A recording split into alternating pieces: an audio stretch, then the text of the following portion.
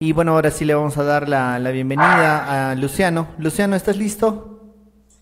Sí, buenas tardes, ¿me escuchas? Claro que sí, Luciano. Muchas gracias por estar aquí y bueno, vamos a pasar a dejar de compartir. Por favor, dale compartir a lo que nos quieras mostrar el día de hoy con el tema que es tuyo, que nos intitulaste, todo empieza con un buen plan, ¿no? Entonces lo dejamos con Luciano Grosito de Argentina. Bien, muchas gracias por invitarme a este evento. Muchas gracias a las más de 40 personas que están viéndolo en directo. Es tarde, digamos, y deben estar cansados probablemente. Así que bueno, me voy a encargar de terminar de cansarlos del todo. En este caso, bueno, yo particularmente soy el menos preparado de todos porque estaba esperando participar justamente de una charla un poco más de tipo panel, pero no hay problema, digamos, no quita, digamos, de que podamos dar el tema. Particularmente yo lo que quería comentarles era justamente esta cuestión del plan. Yo vi ahí en la parte de los comentarios que muchos estaban hablando acerca del BEP, del BIM Execution Plan, digamos, del plan de ejecución de BIM, y justamente lo que yo les comentaba era exactamente eso. Es decir, yo no les voy a mostrar diapositivas, tenía preparado un PowerPoint con 60 diapositivas para mostrarles, pero lo voy a descartar, ¿sí? Les voy a comentar un poco mi experiencia como implementador. También comentarles que yo hace un año solamente que estoy implementando BIM, o sea, antes de eso estaba trabajando para una empresa muy importante que hacía servicios BIM internacionales, y bueno, me abrí directamente como consultor y ahora estoy haciendo implementaciones. Tengo muy pocos casos de éxito, ¿sí? Porque básicamente por el tiempo que he pasado, y tengo un caso de fracaso, vamos a llamarle, que seguramente les va a interesar mucho más que los de éxito. Pero bien, a partir de acá, comentarles un poco el tema de la planificación, ¿sí? Me gustaría dejarles una pregunta a quienes están en la parte, digamos, del chat, ¿sí? Que básicamente es, primero, si consideran importante planificar una implementación BIM, es por sí o por no, si pueden responder, pero más importante aún me gustaría que me respondieran, digamos, por qué es importante planificar una implementación BIM, ¿sí? Desde el punto de vista de cada uno de los que están participando. Así después, digamos, como esto se está grabando, después va a quedar el registro de todos los comentarios, me gustaría leerlos a cada uno de ustedes. Pasando a esto, comentarles justamente de que, bueno, todas mis implementaciones de BIM comienzan con un plan. Incluso la primera, ¿sí? La peor de todas, que fue la primera que hice, obviamente porque luego uno después va mejorando, digamos, tuvo un plan. No tuve que inventar la rueda, eso fue una gran ventaja, es decir, yo lo que hice fue directamente ir a la parte, por ejemplo, de la Universidad de Pensilvania, el Penn State, digamos, y me bajé el BIM Execution Planning, que esto, digamos, es de dominio público, lo pueden bajar, y básicamente van a tener un documento donde está completamente detallado cómo hacer un plan de ejecución BIM. Obviamente está en inglés, digamos, ¿no? Pero bueno, ahí está, básicamente la gente de la Building Smart, junto con otras asociaciones, se han juntado y han preparado este plan detallado de cómo debe implementarse un proyecto BIM. Luego también fui a la parte de la USACE, digamos, el cuerpo de la Armada de los Estados Unidos, que también tiene, digamos, una parte aquí, CAD BIM Technology Center, tiene aquí una parte de descarga donde están todos los documentos que ellos sugieren que deben usar sus consultores o sus subcontratistas para hacer modelos BIM y para trabajar con ellos, principalmente en la ejecución de barracas y cosas de militares, digamos. Y bueno, y también hay otros documentos más. Van a encontrar mucha cantidad, digamos, de planes de ejecución BIM en mucha cantidad de lugares de la red, ¿sí? Particularmente yo lo que hice fue tomar los 3 o 4 que mejor me gustaron y obviamente armarlos a mi estilo, ¿sí? Yo soy de la idea básicamente de que hay tantos planes de ejecución BIM como implementadores, es decir, cada uno tiene su estilo, yo no puedo decirles qué es mejor ni qué es peor, sí puedo comentarles justamente cuál fue mi estilo en particular para hacer esto. Básicamente el plan de ejecución consta de una primera etapa, o mejor dicho, mi servicio, particularmente como implementador, siempre constó de una primera etapa que es el diagnóstico, ¿sí? O sea, donde básicamente lo que se busca, yo acá tengo unos documentos para mostrarles, básicamente lo que se busca es que el cliente defina exactamente para qué quiere el BIM, cómo lo va a usar, es decir, o qué espera de estos procesos. Estamos hablando de migración de procesos de una forma de trabajo a otra. Entonces, en este caso, bueno, ¿cuáles van a ser los objetivos para los cuales se va a plantear la implementación? ¿Qué herramientas son las que están usando actualmente? AutoCAD, si quizás están usando Revit también para alguna cuestión, si PCAD, Excel, etcétera. Uno tiene que relevar toda esa información. cuáles son los modelos que yo como implementador les puedo llegar a planificar, que pueden llegar a ser, si van a ser modelos estructurales, modelos para arquitectura, para instalaciones, etcétera. Es decir, y bueno, y una serie de tareas, digamos, de análisis planificadas, bueno, un diagnóstico básicamente, ¿no? Que en algún caso puede ser previa a la implementación, hablando con el cliente, y en algunos casos es posterior a la contratación del servicio. Yo directamente hago el diagnóstico una vez que ya contraté, digamos, el servicio en sí, digamos, ¿no? Y de ese diagnóstico surge el plan de implementación en sí, digamos, que básicamente es este que tengo yo aquí, adaptado para un cliente en particular, donde básicamente tengo todo eso que les mostré en inglés, obviamente traducido a mi idioma y básicamente apuntado a mi sector, digamos, ¿no? En este caso a las empresas de mi ciudad, donde se hace todo un relevamiento de cómo va a ser todo el proceso, digamos, y al cliente le queda un poco más claro cómo va el alcance principalmente de toda esta cuestión, digamos, ¿no? Entonces, desde mi punto de vista, la importancia que tiene hacer un plan de ejecución BIM, básicamente es justamente definir el alcance, hasta dónde vamos, primero qué tipo de modelos vamos a hacer y hasta dónde va a llegar esa implementación. De ahí surge, básicamente, lo que yo siempre hago. Esta es una cuestión mía, es más del estar alineado con el PMI, con digamos, el Project Management Institute, que básicamente es hacer un desglose de tareas, lo que se llama una WIBIS, digamos, donde yo siempre hago un desglose de tareas en 3 grandes árboles: la parte de la construcción del modelo, ¿sí? La parte de la documentación de ese modelo, la generación de planos, y la parte, por ejemplo, de cómputo y control de obra, ¿sí? Hasta ahora las implementaciones que he realizado las 3 siguen la misma línea. Podría aparecer una parte de Facility Management o una parte de análisis, pero todavía no se me ha presentado en este caso el cliente con esa necesidad, ¿sí? Y dentro de cada uno de estos árboles se plantea justamente un desglose de cuáles son las tareas que se van a realizar. Es decir, setear y organizar el navegador, bueno, ahí lo pueden ver, digamos, ¿no? Es decir, esto lo que me permite a mí es un poco planificar el alcance de lo que va a ser la implementación, y después hacer, digamos, básicamente es tachar cajitas. Es decir, cuando yo estoy implementando ya con la empresa, directamente vamos viendo tópico por tópico. Obviamente la empresa tiene que elegir un modelo, un proyecto en el cual trabajar. Me ha pasado en la primera empresa, tuve la suerte de que eligieron un proyecto que ya habían terminado, pero la segunda empresa no, decidió elegir un proyecto que estaba en marcha. Es decir, entonces, bueno, en función de eso hay que adaptarse. Es decir, no hay un caso ideal, es decir, es tomarlo o no tomarlo, y yo, bueno, directamente lo tomé. Y bueno, a partir de ahí, digamos, se adapta un poco el flujo en realidad, estos árboles de tareas en sí, digamos, ¿no?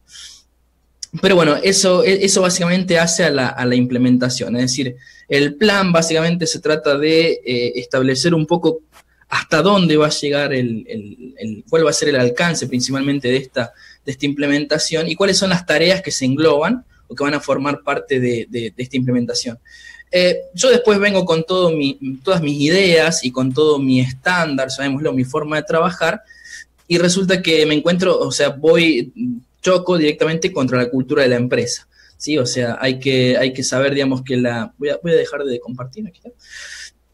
Hay que saber que todas las empresas tienen una cultura. Esa cultura, digamos, se forja a lo largo del tiempo, y mientras más una empresa más estable es, la cultura está más arraigada todavía en cada uno de sus trabajadores. Yo no puedo ir a cambiar de un día para el otro una cultura de una empresa, no se puede, digamos, no lo he intentado tampoco, ni lo voy a intentar, pero lo que sí se puede básicamente es, Dale Carnegie, en su libro Cómo ganar amigos, en el año 39, lo comentaba. Es decir, si quieres hacer que una niña tome un plato de cereal, y le dices que lo tome, y probablemente no lo vaya a tomar, no lo quiera, digamos, pero si haces un juego y de pronto el juego consiste en prepararse el plato de cereal uno mismo y demás, esta chica probablemente vaya a tomar 2 tazas, digamos, ¿no?, de ese cereal. Bueno, yo hago lo mismo, yo no les puedo, es decir, yo no tengo un estándar que de pronto lo impongo a la empresa o lo traigo, sino que lo que hago justamente es llegar con una plantilla en blanco. Insisto, no tengo una plantilla de trabajo con todo seteado, comienzo directamente en blanco, completamente en blanco, y son las personas del equipo de trabajo con su propia cultura de empresa las que definen cómo van a nombrar. Obviamente yo voy sugiriendo buenas prácticas, pero son ellos los que definen si van a poner ciertos prefijos, si no los van a poner, si van a modelar de una cierta forma, de otra manera, etcétera. Es decir, juego con la cultura a favor, es decir, lo que hago es buscar que ellos tomen las decisiones para que después se sirvan dos tazas. Y hasta ahora me ha pasado, bueno, que me ha pasado, digamos, que es algo muy positivo. Es decir, cuando las personas, digamos, lo toman como algo propio, lo asimilan mucho mejor. La cultura de la empresa no cambia, pero sí se adapta a estos flujos de trabajo nuevos. Entonces, bueno, eso es un poco mi experiencia en todo esto. Y respecto de documentar los procesos, yo soy muy pragmático, verdaderamente.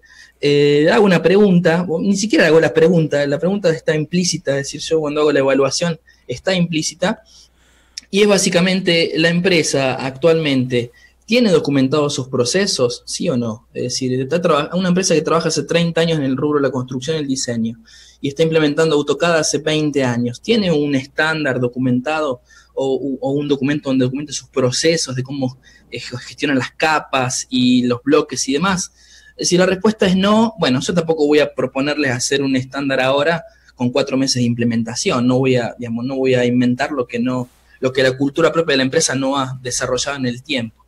Entonces normalmente eso no sucede. Ahora de pronto si la empresa sí tiene un estándar de trabajo muy bien pulido, manuales y todo lo demás, obviamente que yo puedo sugerirles, digamos, de hacer lo mismo como un servicio adicional, digamos, ¿no? Aunque insisto, lo mejor es que ese tipo de documentación surja incluso de la propia cultura de la empresa. Yo soy un agente externo, no puedo, digamos, entender en 4 meses, mi experiencia son 4 meses de implementación, no más.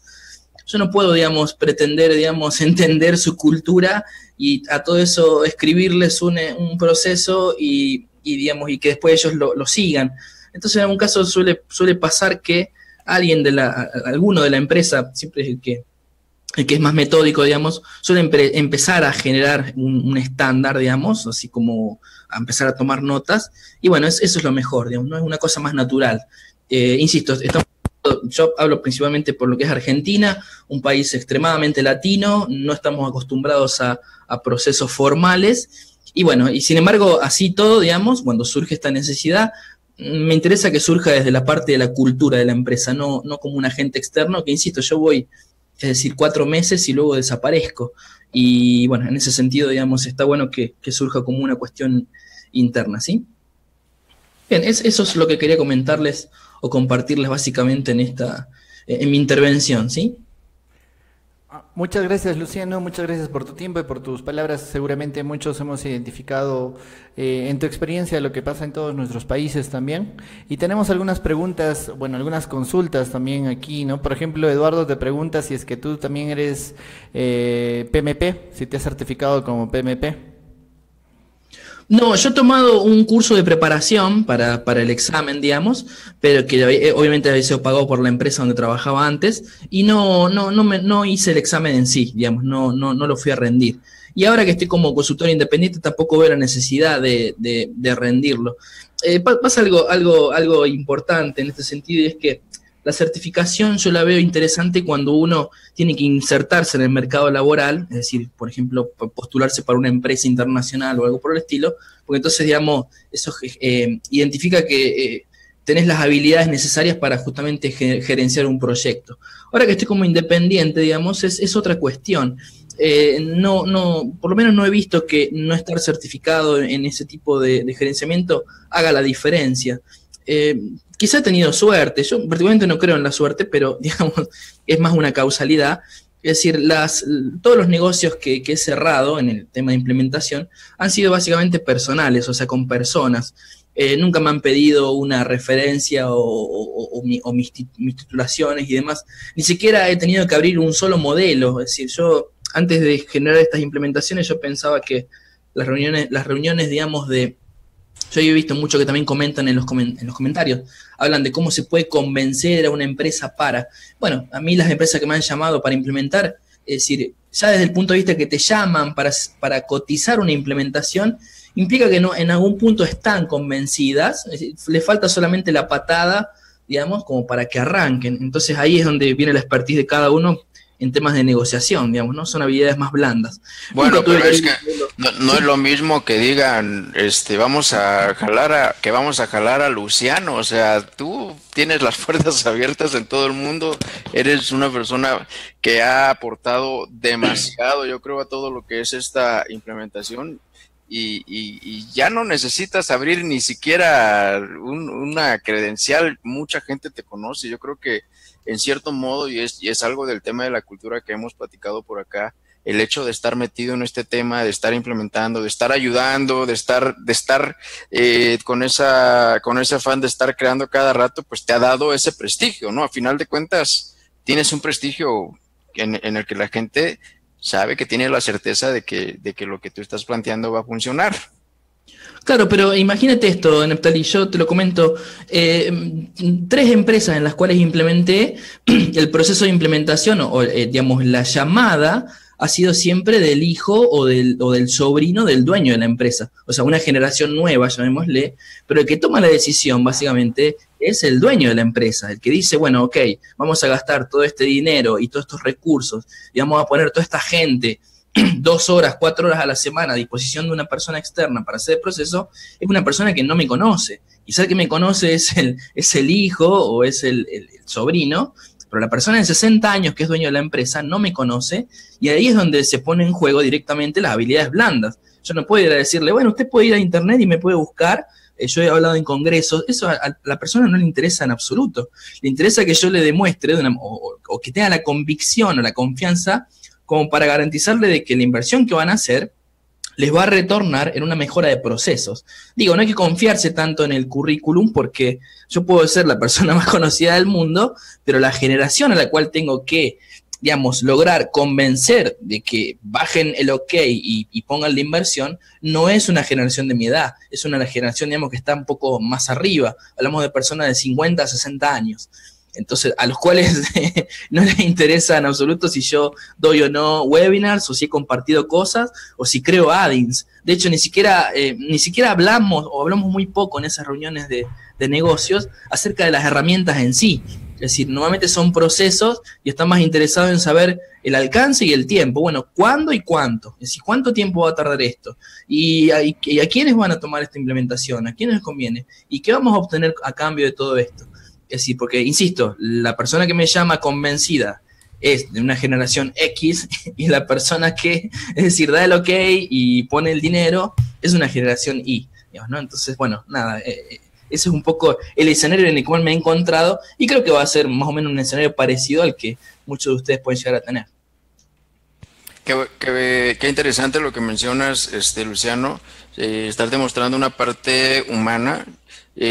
Voy a poner un ejemplo. Ahorita, por ejemplo, todos usamos las redes sociales y nadie nos las impuso.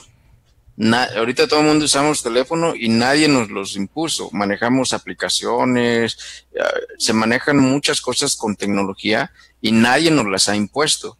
Y ni siquiera sabemos quiénes nos las hicieron llegar y no vimos el currículum de las personas y no checamos el currículum de Mark Zuckerberg para decir, a ver, ¿qué tipo de programación tienes?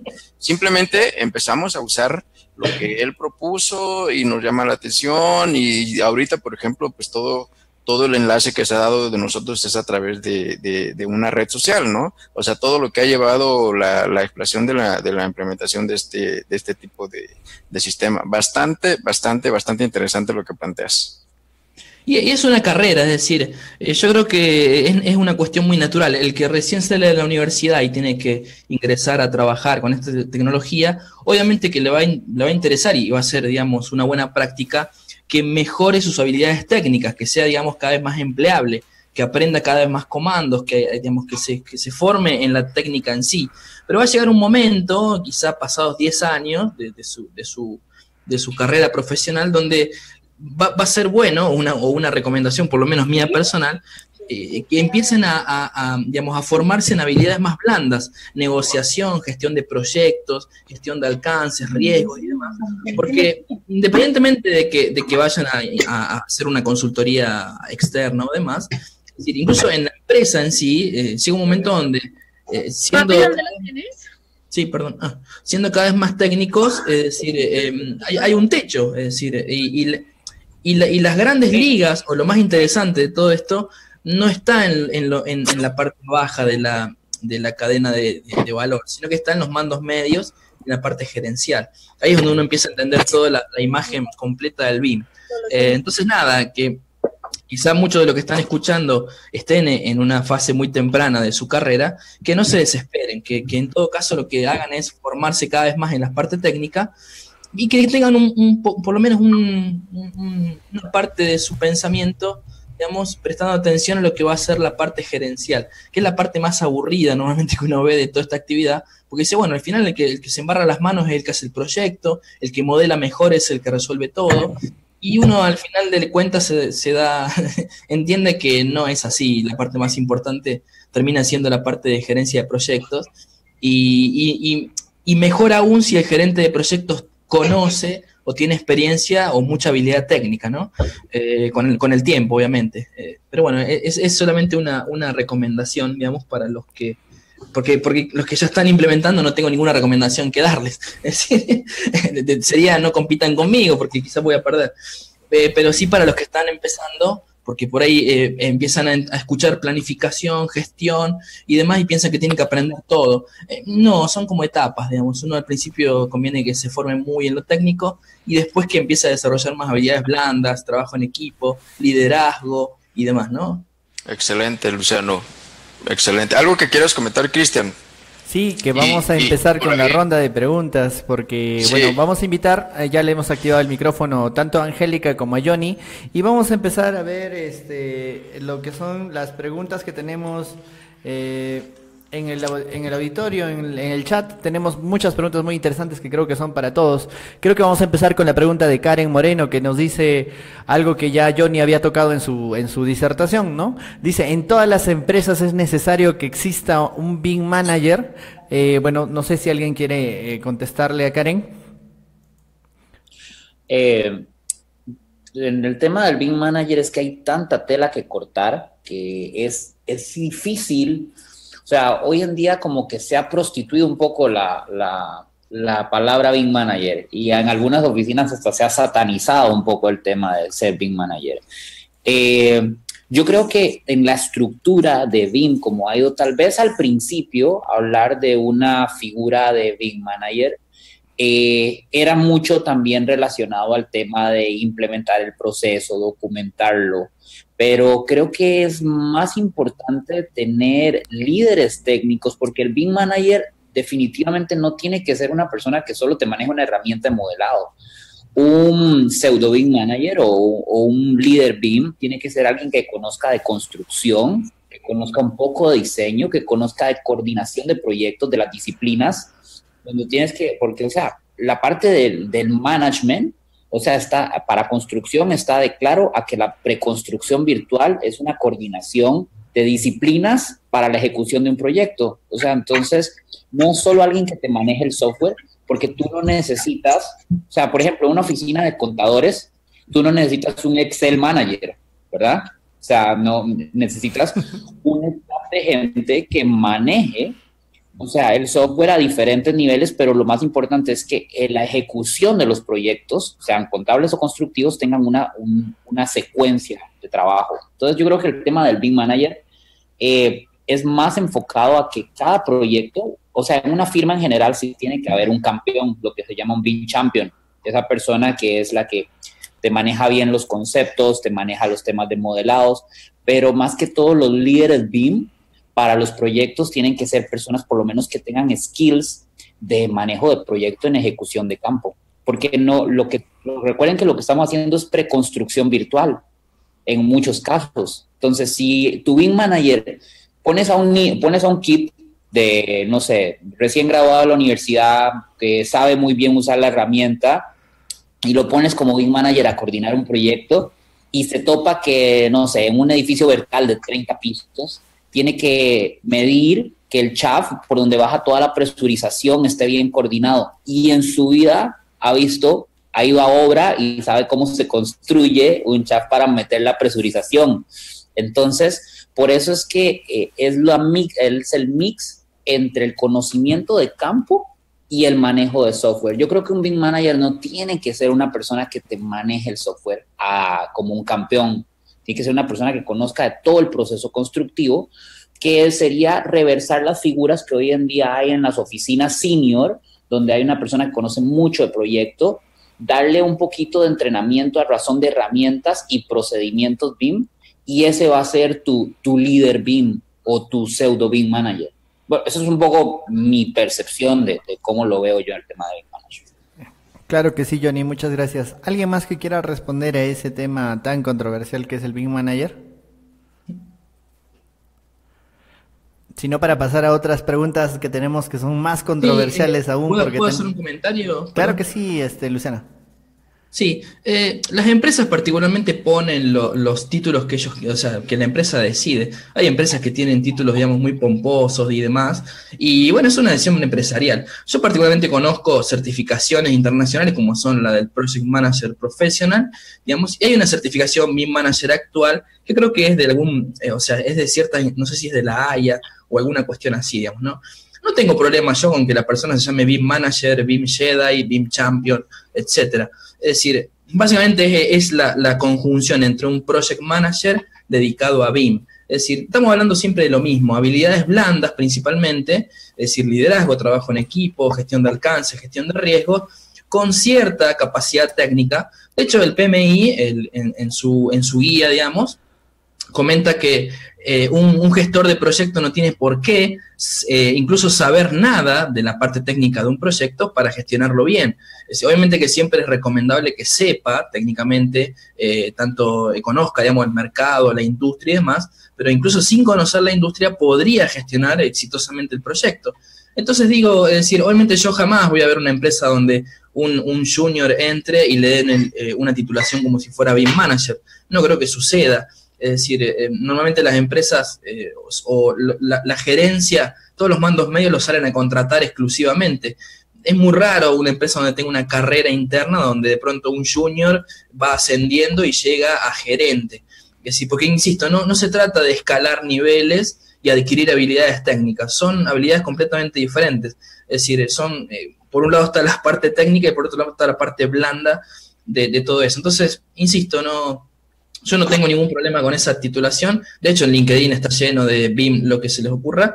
Es decir, y básicamente importa saber si tienen o no buena formación en gestión de proyectos. Claro que sí. ¿Alguien más que quiera decir algo? Pues si no, vamos a pasar con otra pregunta que creo que es aún más controvertida que la anterior, ¿no? Viene de parte de Analicia Sánchez. Las damas el día de hoy nos han llenado de preguntas. Bueno, para todos, ¿no? Según su experiencia, ¿recomiendan alguna plataforma BIM en particular? Por ejemplo, Revit, Archicad o alguna otra. No sé, bueno, es una pregunta que merece su propio congreso, su propia transmisión, su propio libro, su propio todo, ¿no? Bueno, no sé, Angélica, si quieres ayudarnos con esa pregunta. Sí. Pues yo lo que creo es que la plataforma depende mucho de la persona que vaya, digamos, a armar el equipo de trabajo o antes, digamos, de aprender alguna plataforma, ver, digamos, diferentes tipos de herramientas. Por ejemplo, echarle un vistazo a Archicad, echarle un vistazo a Ecosima, a Allplan, a Revit, porque todas las herramientas, digamos, tienen sus beneficios y sus contras, sus procesos contras, como cualquier cosa. Pero creo que la clave está en que entre mejor te sientas con el programa, es mucho mejor. Eso creo que es lo más importante. Uno tiene que sentirse bien con la herramienta que está aprendiendo y con la herramienta que está manejando. Creo que es muy importante esa parte. Entonces yo lo que les recomendaría es que revisar cuál es tu mejor plataforma, con la que se sienta más tranquila, más cómoda y trabajar en eso.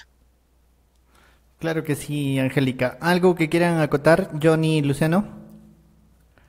Tal vez es importante pensar un poco en los estándares de mercado y también pensar en lo que se da en las universidades. O sea, estamos claros que hay que hacer un proceso de inversión en capacitación, entrenamientos y todo esto, pero si las universidades, que son los que te gradúan, los profesionales que vas a estar contratando, adoptan ciertas plataformas como estándar, es importante tomar en cuenta que hay que tratar de trabajar con el estándar de mercado. Para bien o para mal, a que le guste, Autodesk es el estándar de mercado. Y aunque hay herramientas que no son Autodesk, que son mucho más eficientes, desgraciadamente, por ejemplo, en la plataforma base, o sea, todo el mundo te maneja AutoCAD. ¿Okay? Estamos claros que el AutoCAD no va a desaparecer y lo seguirán dando en las universidades, pero si las universidades están tomando rutas en el país que sea, no sé, yendo hacia Archicad, hacia Allplan o hacia Revit, creo que es importante ponerle atención a eso, porque el empleador va a tener que analizar que su inversión, si le encontró una plataforma que le gusta muchísimo, no sé, Bentley, usa MicroStation. MicroStation, por lo menos aquí en Panamá, es muy poca las firmas que lo usan. A mí particularmente me gustan muchas cosas que tiene la herramienta, pero lo que te cuesta encontrar un operador de MicroStation es como encontrar una aguja en un pajar, me explico, o sea, y cuando lo encuentras, se te vuelve valiosísimo y si se te va, te deja un hueco gigantesco. O capacitas a gente en plataformas muy especializadas y después si hay rotación de personal, si la persona no se quedó, se fue, reemplazarlo es muy difícil. Por eso apostar un poco hacia las plataformas más tradicionales, hasta cierto punto, por eficiencia de empresa, es mejor. Si son mejores o no son mejores, desgraciadamente vivimos en un mundo masificado. Entonces, tienes que optar un poco por estandarizar. Muchas gracias, Johnny. Luciano, ¿de repente algo que quieras agregar? Sí, yo particularmente cuando comencé con esta aventura del BIM elegí Revit, no me gustó, era la versión 2008, digamos, no me gustó para nada. Entonces de pronto elegí Archicad, me gustó bastante, la verdad, lo tengo que admitir, era muy bonito, digamos, el proceso en sí de crear el modelo y demás. Hasta que, bueno, llegó la parte de cubiertas con varias aguas y demás, y tenía que bajarme, no sé si un plugin o qué cuestión, bueno, era muy complicado, y mi trabajo me exigía hacer ese tipo de cubiertas. Así que ahí tuve que volver un poco con la cara larga a Revit. Sí lo pude resolver completamente y ahí me quedé. O sea, y no volví más, la verdad, Archicad. Lo importante de las plataformas, o sea, vas a tener que elegir una, no hay tiempo para formarse en todas. Pero sí es importante tener un ojo en la parte de interoperabilidad. Yo tengo que conocer, digamos, todas las salidas posibles de archivo que tiene mi plataforma y todas las de entrada. ¿Qué input puede recibir mi plataforma? ¿Qué tipo, no sé si CAD, IFC, todo el formato que sea, y todo el formato de salida? Por ejemplo, Navisworks también, tengo que saber si puedo recibir modelos de tecla, en qué formato puedo recibir los archivos de Archicad, porque aunque yo elija la plataforma correcta en el mercado correcto, puede haber un consultor de pronto de otro país que me envía un tipo de archivo, y si yo no sé gestionar ese flujo o esa interoperabilidad, incurre en un error. Es decir, entonces yo creería que básicamente es una cuestión muy personal. Elegir la plataforma y sí estar bien capacitado en la parte de interoperabilidad. ¿Qué puedo recibir? O sea, con qué puedo interactuar y qué puedo dar también. Solamente ese es mi consejo. Muchas gracias a todos. Tenemos otra pregunta de Diego que también es muy interesante y iba a caer de cajón por aquí. Nos dice, ¿no? ¿Cómo hacemos entender a los dueños de la empresa de la importancia del BIM? Porque nosotros como profesionales de repente la entendemos, pero el dueño de la empresa, como ya mencionó Goro, es una persona de más de 50, 60 años. ¿Y cómo llegamos a ellos para que nos ayuden a tomar las decisiones e iniciar este proceso, ¿no? Que es muy importante que llegue desde esa etapa. No sé, a ver quién quiere empezar. Oye, nada más de la pregunta anterior, solo quería acotar un detallito. Claro que sí, yo es que ahora tenemos la ventaja de los IFCs. O sea, esa interoperabilidad, y eso es otra conversación aparte, el tema de IFCs, pero la comunicación ya entre plataformas se vuelve un poco más válida utilizando IFCs como común denominador. Entonces también ya el tema de qué software usamos o no empieza a ser un poquito, digamos, discutible. Pero bueno, eso desde el punto de vista de qué plataforma usar. Ahora, la otra pregunta que estabas diciendo, no sé, si quiere alguien más puede hablar. Sí, repito la pregunta para darle respuesta. Es ¿cómo hacemos que los dueños de la empresa entiendan la importancia del BIM para poder empezar o poder decidir que se haga un proceso de implantación BIM en una empresa? Nélida, que estás por ahí, Hola. ¿nos puedes ayudar con esta pregunta, por favor? ¿Cómo has hecho tú para que los clientes, los dueños de la empresa entiendan que es importante implementar BIM? Fácil, es mermas en su proyecto, o sea, van a ahorrar tiempo y dinero en la empresa y se van a eliminar a los empleados morosos o los lentos, por no decirlo tan feo, y van a generar más ingreso porque las obras y los proyectos pues van a ser más rápidos y mejor entendibles. Y sobre todo les ofreces la garantía que las mermas en la obra van a ser menos que en el sistema tradicional, que es el CAD.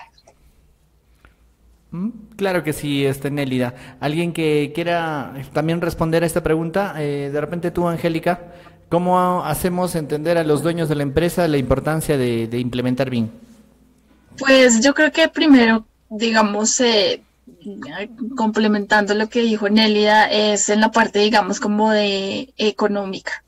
Creo que de todas formas el sistema, de hecho, trabajarlo, digamos, en la misma oficina de diseño, agiliza mucho y es mucho más amable y es mucho más rápido entregar un proyecto, unas planimetrías o una visualización de lo que se está diseñando y lo que se está haciendo. Y yo siempre soy un poco intensa con este tema y digo que la parte económica es muy importante, es como, digamos, el plus donde se tiene la mayor parte de atracción, y es que efectivamente los costos bajan muchísimo de cualquier proyecto. Claro que sí, Angélica. Neftalí, ¿estás por ahí? A ver, Neftalí. Sí, perdón. A ver, me gustaría escucharte a ti también. ¿Cómo haríamos para convencer a un dueño de que implemente BIM? Yo creo que no hay que convencerlo. ¿Cómo te convencieron para comprar un teléfono? ¿Cómo te convencieron para comprar un auto? No hay que convencerlos. O sea, ellos quizás no sea para implementar BIM, quizás sea como para orientarlos en cuál herramienta BIM es la mejor. La necesidad van a ser de, no tanto inclusive de la empresa, sino de sus clientes, porque al final de cuentas ellos tienen que trasladar el beneficio hacia el cliente, ¿no? Al que prácticamente va a pagar, o el origen de los recursos. Y es lo que ha pasado. O sea, los que están pidiendo que exista la implementación son los clientes, y los clientes se han dado de manera privada y ahorita de manera pública. Los gobiernos ya están empezando a hacer obligatorio el proceso por los beneficios. Entonces, no creo que haya como que esforzarse tanto en aprender a ver cómo voy a venderle una idea al cliente, ¿no? Porque igual y todos hemos platicado del error. La implementación implica muchos errores y hay que ser muy honestos en la presentación. O sea, de que el tema va a ser difícil, de que el tema va a presentar muchas complicaciones, pero que a la larga van a tener beneficios. Claro que sí, Nept. Luciano, ¿de repente tú quieres aportar con algo? Sí, bueno, por ejemplo, sí, yo tengo casos diversos, digamos. Lo interesante, voy a pedir disculpas, voy a caer en un lugar común, digamos, ¿no? Pero bueno, tenemos 2 oídos y una boca, y esa es la proporción en la cual yo me manejo en las negociaciones, es decir, escucho 2 veces y después hablo. Normalmente cuando uno se sienta en una mesa, digamos, de negociación, en una mesa de negociación y tiene que convencer, entre comillas, a un dueño de implementar, es importante mucho escuchar. Es decir, cuando uno pregunta la actividad principal de la empresa, siempre aparece justamente cuál es la dolencia principal. Obviamente que el dinero, normalmente no es un tema porque es redundante. Es obvio que una empresa busca el beneficio, y si yo estoy ahí para darles un servicio, obviamente es para mejorar la cuestión monetaria, no voy a ir justamente para darles una pérdida. Entonces, como, digamos, comentarles que va a ser algo mejora de dinero no tiene, desde mi punto de vista personal, digamos, no tiene mucho sentido. Entonces, suelo usar los argumentos del cliente. Yo, en ese sentido, tengo trucos bastante oscuros, y es básicamente dejar que el cliente me explique todos sus procesos, cómo hacen las cuestiones, los últimos proyectos, y en un momento determinado aparece un problema que suele ser el más grave, digamos, ¿no? En el último proyecto fue, por ejemplo, la coordinación espacial, es decir, que tuvieron muchos problemas con la parte de instalaciones de cloacas. En otro proyecto fue justamente la parte de cómputo, y ahí es donde uno, digamos, pone el dedo en la llaga y justamente busca de qué manera con esta plataforma, con el BIM que le está ofreciendo, se lo puede resolver. Es como dice Neptalí, no puedo tampoco venderles que, por ejemplo, el cómputo va a ser automático y demás. Es decir, pero sí puedo justamente usar ese argumento que me dan en esa mesa de negociación para comentarles de qué manera en otras empresas se ha implementado y se ha resuelto mejor o de una forma un poco más óptima esa cuestión. Y suele ser ese el argumento, digamos, que valida esta cuestión. Me ha pasado incluso de que, insisto, como es generacional, como suele ser la segunda generación la que me llama y están incluso más motivados que yo para que implemente, porque es su día a día, quieren ya convertir todo en BIM, me ha pasado de que me defienden en la mesa, o sea, el hijo o el sobrino, quien se empieza a contar las bondades del BIM hasta que uno de los socios dice, bueno, pero deja que hable él. Son tus fans. No, pero digo, es un caso que puede pasar. Es decir, las personas que contactan están tan entusiasmadas por cambiar su forma de trabajo que suelen ponerse como defensores del diablo. Y hay que buscar el argumento, es decir, el argumento del dinero ya, insisto, es subyacente. En realidad hay que buscar justo la problemática, porque si yo voy con todas las bondades del BIM, la verdad es que duermo al dueño de la empresa, porque bueno, no le interesa básicamente si modelamos o no le interesa si estoy haciendo un modelo virtual, le da igual si estoy usando 4 o 6 software, es decir, él tiene un problema que lo detectó en el último proyecto y es lo que quiere resolver. Entonces esa básicamente es mi forma de proceder, digamos, ¿no? Buscar el argumento o el problema, pero crítico, y a partir de ahí se va desglosando todo el resto del BIM, digamos, ¿no? Pero es mi experiencia que les quería compartir. Claro que sí, Luciano, muchas gracias. Johnny, por último, la experiencia que tú quieras compartirnos acerca de cómo ha sido el proceso de decisión de los clientes con los que has tenido en la parte de implementación BIM. Bueno, como lo dijo Luciano, es un tema de la generación, pero, ¿sabes? Al final también termina siendo un tema de competitividad. Mucha gente quiere ser, o sea, la mayoría de las empresas, por lo menos acá, o donde nosotros estamos operando, que es aquí en Costa Rica, vienen con un tema de competitividad.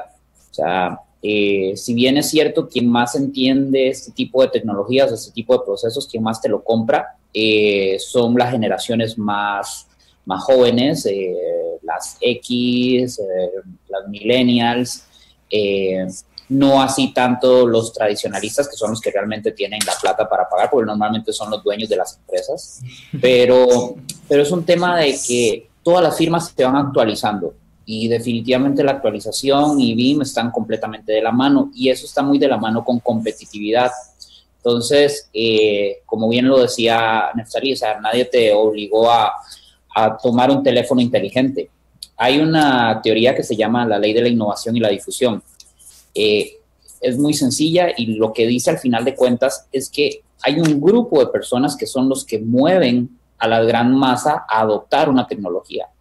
Esto ya es lo que vemos, o sea, hace cuánto estamos hablando de BIM y viene y ya ahora la preocupación es no estar en BIM. Antes la preocupación era BIM va a funcionar, va a ser algo pasajero. Ahora es un tema de que realmente esto ya se solidificó, ya ha permeado a la industria, ya las cámaras de la construcción en Latinoamérica están tomándola como un punto de partida, ya los colegios de arquitectos, ingenieros lo ven como una necesidad de implementar, o sea, ya se volvió viral. Entonces, en el proceso, la gente va a tener, ¿cuánto le va a costar? Va a depender de muchos factores. Si la curva de aprendizaje es buena o mala, eso es apelable, pero que es necesario e inminente y ya todas las firmas lo van a adoptar. Yo creo que eso es como el paso que dimos en su momento de ir de las mesas, los que estamos un poco más viejos y empezamos dibujando a mano y después aparecieron las máquinas para dibujar en CAD, guardando las distancias de lo que ambos hacen, pero es más o menos un poco como creo yo que esto se ha ido dando. O sea, ya nos olvidamos un poquito del CAD y estamos empezando a hacer inversiones en otro tipo de recursos para ir a BIM.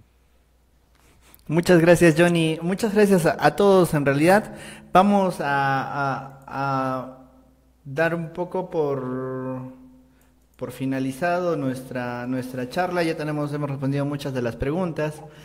Vamos a empezar a hablar un poco de ustedes, para poder despedirnos de esta transmisión, sin antes volver a reiterarles el agradecimiento por su tiempo, por el sábado que están perdiendo. Luciano está bastante tarde allá en Argentina. Vamos a empezar primero con Nélida. Ahí tenemos el correo de Nélida Leaño en México, la arquitecta que ha implementado bien por allí. Nélida, ¿algo que quieras decir antes de que se acabe tu batería?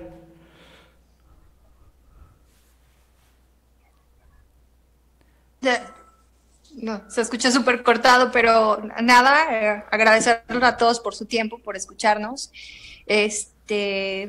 Y pues buenas noches a todos. Si están más interesados en BIM, pues ya estamos todo el equipo de Innova, bueno, ya contigo, y que se apoyen, a la empresa que nos esté escuchando, que se apoyen de un capacitador BIM para poder trascender en su empresa. Y muchas gracias a todos. Buenas noches. Muchas gracias a ti, Nélida. Aquí tenemos a Johnny Mora de Panamá, y ahí está el correo de Johnny, que es jmora@blueasstudio.com. Johnny, agradecerte por tu tiempo, por tu disposición. Te lo hemos pedido a última hora, hace un par de horas nada más, y agradecerte por tu tiempo y por todo lo que nos has compartido. Y bueno, si tienes algo más que decir y despedirte del auditorio. Bueno, no, buenísimo, o sea, ver que las comunidades de implementación en temas de BIM crecen. La verdad es un tema apasionante, hay muchas aristas, cada país es distinto, cada objetivo es distinto. Hay que conocer lo básico de la teoría primero y del por qué estamos haciendo esto para después meternos en todo ese universo que realmente es todo lo que es BIM. Obviamente quienes están arrancando con esto tienen que estar bien pendientes y tener buena fe de que las cosas pasan. O sea, es intentar. Yo tengo ya un poquito más de 10 años en esto y vean lo frustrante. O sea, no hay que darse por vencido. O sea, realmente a veces las discusiones con los clientes, las discusiones con tu equipo son desgastantes, pero si tienes el objetivo claro de que es mejor ir un poquito más hacia allá, ir buscando la optimización, pues bienvenidos al mundo del BIM, pues. Muchas gracias, Johnny, muchas gracias. Vamos a pasar con Angélica González, la arquitecta de Colombia, y ahí está el correo al que se pueden comunicar con ella para cualquier consulta. Angélica, ¿algo que nos quieras decir para despedir y terminar esta transmisión? Pues quiero darle las gracias a ustedes y pues a todo el equipo de Innova por la invitación. Siempre es un gusto hacer este tipo de cosas. Ojalá podamos seguir, dando estos espacios para que las personas participen y para que todos finalmente colaboremos, que de eso se trata BIM, de hacer una colaboración entre todos y transmitir esta información y conocimientos a través de nosotros. Muchas gracias, Angélica, y me están pidiendo por interno que mandes un saludo al grupo de WhatsApp de Revit Latinoamérica. Vale, ya lo hago. Un beso para todos. Muchas gracias, Angélica. Y ahora sí, vamos a despedir al gran Luciano Gorosito de Argentina, donde ahí está su correo. Luciano, tenemos más adelante la publicidad del día de martes, que tienes una charla de la cual queremos que nos hables también, y las palabras que tengas para todo tu auditorio, y agradecerte nuevamente por tu tiempo el día de hoy, sábado. Bueno, agradecido con Innova Training Center, con todos ustedes, agradecido con las personas que se quedaron hasta el final, verdaderamente. Creo que estamos en el mejor momento, en el mejor tiempo. Me gustaría tener 10 años menos y esta misma experiencia, obviamente. Pero digo, es decir, la tecnología BIM nos está dando a los que estamos en esto, a los profesionales que estamos en este tema, mucho poder para toma de decisiones, poder para análisis, y esto es un punto de vista personal, la programación nos va a dar superpoderes, eso lo comentan incluso muchos de los grandes, innovadores actuales. Y bueno, como dicen los compañeros, es decir, hay que esperar, hay que estar tranquilos. La ola está llegando y en el momento que llegue hay que estar muy preparados, y cuando llegue va a llegar todo junto, es decir, Particularmente el día martes en la Cámara Argentina de la Construcción tengo justo un webinar. Ahí que está en la de pantalla, no te preocupes. Sí, exacto. Cómo lograr un cómputo métrico en el entorno BIM. Básicamente es una guía práctica acerca de no perderse y justamente cómo hacer de manera muy efectiva un cómputo, es decir, usando tablas, es decir, incluso he dado material para trabajar y demás. Pero bueno, nada, los invito a que participen, digamos, a que se registren. Y insisto nuevamente, agradecerles a todos por la calidez, digamos, por en un caso los comentarios que me sobran, digamos. Y bueno, y estoy, digamos, disponible para lo que necesiten en las redes sociales o en el correo, si cualquier consulta, no tengo problema en responder. Me alegro mucho de que se estén haciendo este tipo de eventos. Y bueno, buenas tardes a todos. Muchas gracias a ti, Luciano. Muchas gracias a todos. Muchas gracias también a ti, Neptalí, que siempre nos has apoyado. Bueno, que es nuestro par en México, a Angélica en Colombia, a Johnny en Panamá, a muchas otras personas que el día de hoy y no nos han acompañado. Bueno, ya les vamos a dar las noticias de las nuevas transmisiones que vamos a hacer las próximas semanas. Esta semana ya nos toca trabajar, así que si tienen alguna otra consulta, como dice Neptalí en el chat, se las vamos a hacer llegar a los panelistas para que también las podamos responder. Agradecerles a todos por su tiempo, agradecerle mucho a los ponentes por sacrificar la tarde-noche de un sábado, y bueno, nos venimos con muchas más novedades las siguientes semanas. Aquí tenemos algunos teléfonos de contacto, por favor, y agradecerles a todos y muy buenas noches con todos. Muchas gracias, Angélica, Neptalí, Johnny, Luciano. Muy buenas noches.